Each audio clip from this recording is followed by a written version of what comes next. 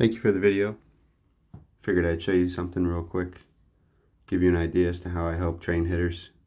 So one of the big differences between me and a lot of other hitting coaches is my focus on the back chain, which is the glute, the hamstring, all the way up the lat into the scap area muscles.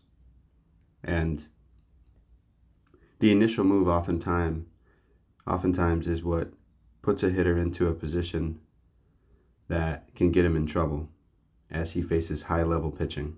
Okay, when the kid is talented and strong, he's going to overpower pitching at this level all the way up through, usually through high school, and sometimes even into college if he's at the right school. But ultimately, there will be an issue.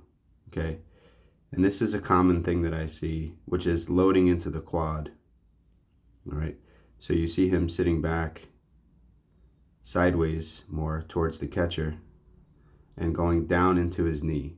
Okay, so you'll see the knee kind of flare out right there, and it's accepting the weight of this shift, and it's going into the quad and the knee.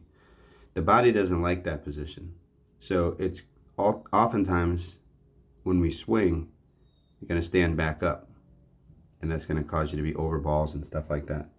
So the first thing that he should do is from the belly button, push back the butt and down.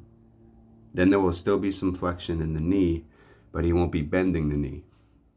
This will also activate the glute and the hamstring and put him in a better position for this move right here. So you notice how his back pocket is turning a little bit towards the pitcher. That's good. Okay.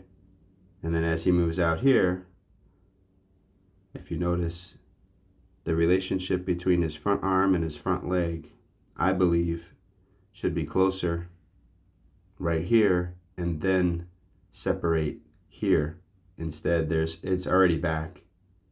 So now he's just pulling up, and I believe he can get stuck back there if he's not careful. Okay, and he might have trouble getting to velocity.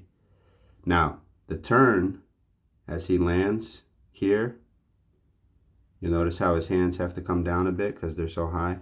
They have to come down first to there, and then they go through this way, right?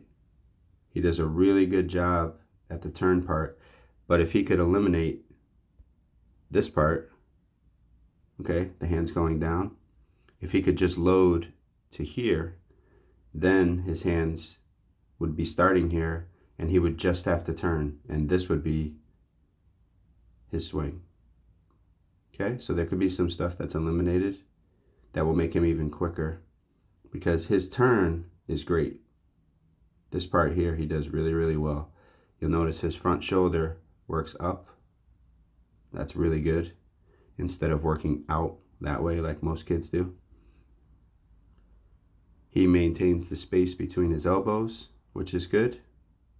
Okay, I think there could be a little bit more flexion in his front arm, but there doesn't have to be. Some guys are just more comfortable with a straighter left arm. His head stays still, which is good. Rotation is solid. One of the things I look for is when that heel plants like that, does the player continue to leak forward this way? And you'll notice he doesn't. See how he stays behind the arrows? That's good. Okay. And obviously he's a really good hitter. So there's just some things that he can clean up to get quicker. And remember, I told you my specialty is launch quickness using the back chain. Okay. I'll teach him how to roll his forearms and he'll feel even quicker. Okay. But there's not a lot to change here, really. He just needs to improve on a few things technique-wise. Keep up the good work.